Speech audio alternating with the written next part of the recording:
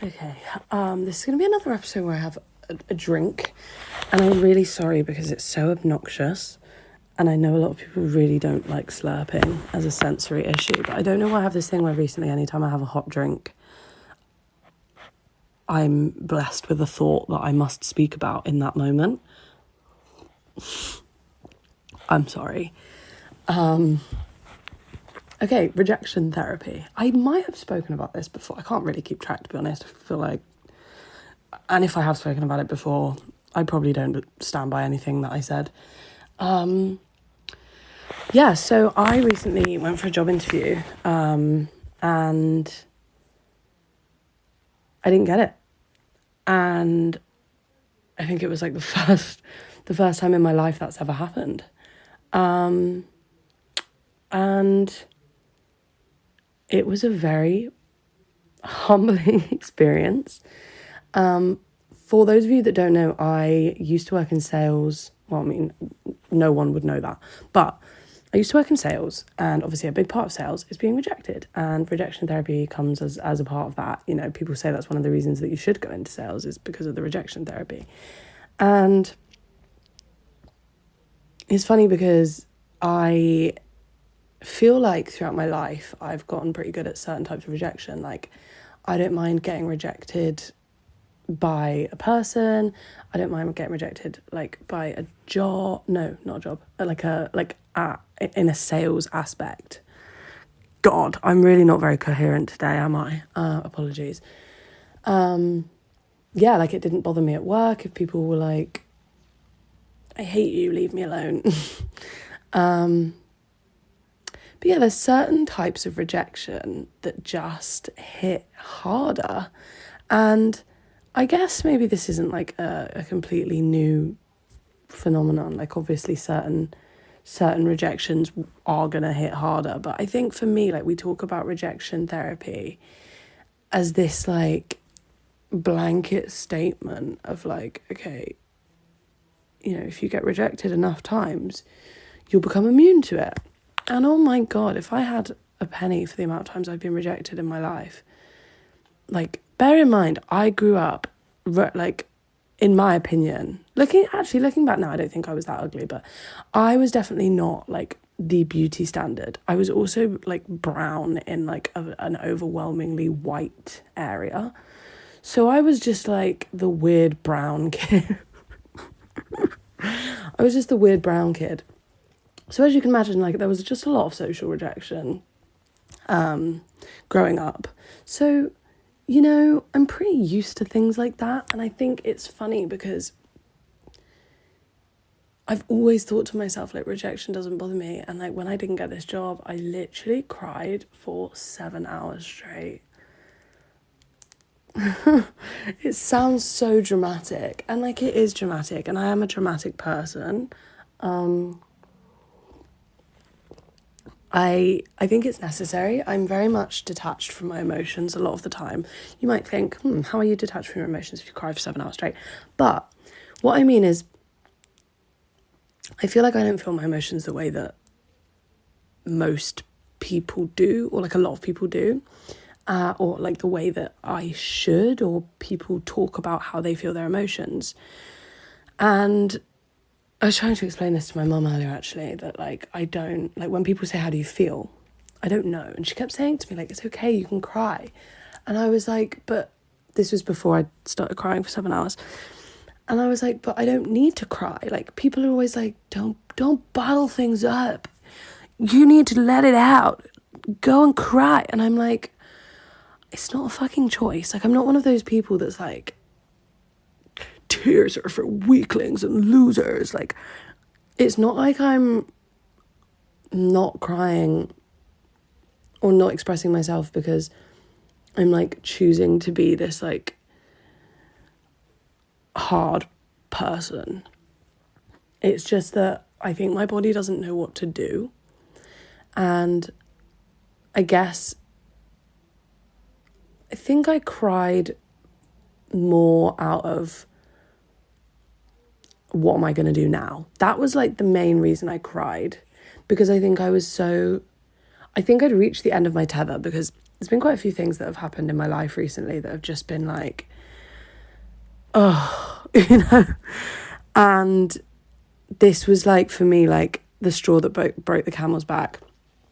And I think it was just a culmination of all these things. And like, I think for me, like, I feel like I cry quite a lot, but it's funny because a lot of people that know me are like, you're so non-emotive. But then other people tell me that I'm the most emotional person they know. And it's confusing to me because I'm like, where's this disconnect? And at what point does someone see me as the most emotional person that they know? And at what point does someone see me as this fucking like aloof, nonchalant prick?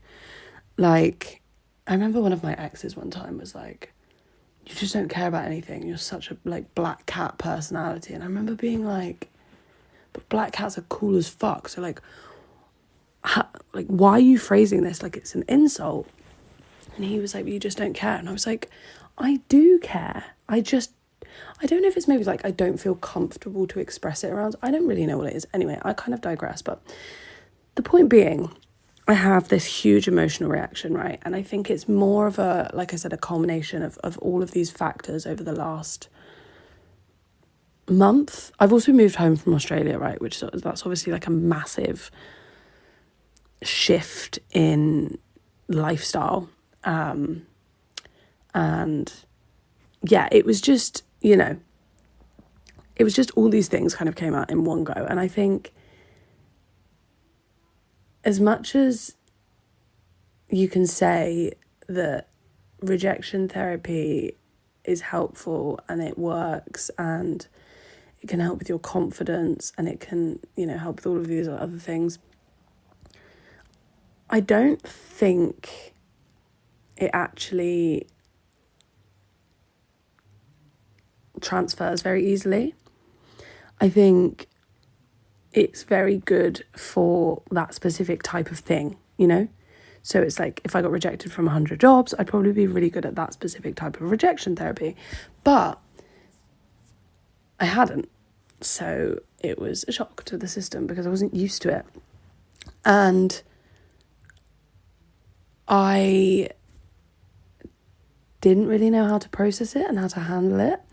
And it's funny because I've been through a lot of rejection and I know what that looks like. Like, you know, it's like, to me, I very much am of the mindset that what's for you is for you and what's not is not. And like, there's no making it happen, you know. There's no love spell that you can do that can make, I mean, there is, but you shouldn't do it. Like, do not do it. I'm telling you now, don't do it. Like, it's not going to be natural. And I think things that are for you will always be easy, you know. It'll always just kind of work. And I found that I've been able to make peace with rejection in that way most of the time. And I don't know why, but this one really, well, I do know why, obviously, it's because I've never been rejected in this way before, but this one really struck a nerve with me. I think it's because I really wanted this job. And I think it was something that felt like the natural next step for me. You know what I mean? And I think I tend to have like this intuition about things or this feeling about things, as many women do. Maybe men, I don't really know what they think about. But yeah, you know, you have a feeling about something, and then you have like a good experience surrounding the thing, you know, whatever. You build up this. And I'm not trying to be like, I'm never usually wrong. But, you know, when I have a feeling about something, it usually ends up paying off or working out. Sorry. I've been being so obnoxious. One more and then I'll stop for a bit. So, yeah, I think that was another part of it, is like having this intuition and then being wrong. But again, I've done this before, like when I went a bit mad in 2021 with all my like spiritual psychosis. I was like, I know all these things, and like a lot of them weren't right. I think I'm very confidently wrong a lot of the time. Like, I'll just say things and I'm like, yeah, that is so the truth. And it's just not. Like, to my knowledge, it is. Like, in my head, it's real. It's not like I'm lying, but it's not the truth. Or it turns out to not be the truth. Or not be the way that it pans out, whatever.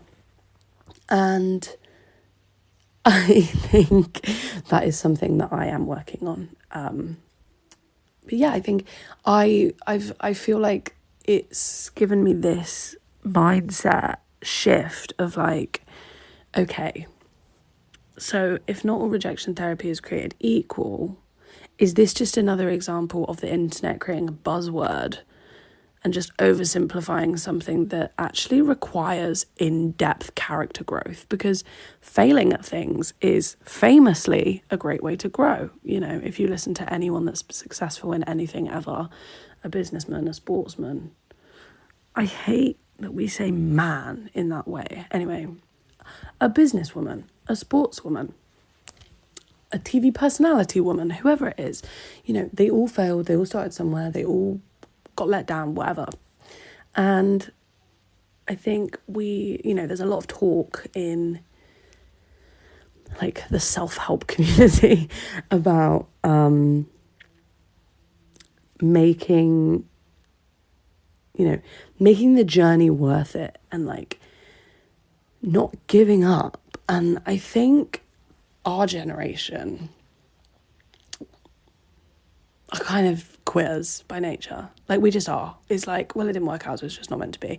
And I do think to an extent that is a good way to look at things and not, what's it called? Beat a dead horse. Like, not just like beat something until it's dead. I'm sorry. However, I think there is a real midpoint that you need to find, because obviously having endurance and determination and willpower and drive is so important, and giving up is not the way to go about a lot of things. And I think when I look at the internet, I guess media, I don't know what you'd call it, like TikTokification of rejection therapy, it's very much like walk into a shop and ask if you can have something for free. And like, I don't doubt that doing these things over an extended period of time in all different ways will harden you up.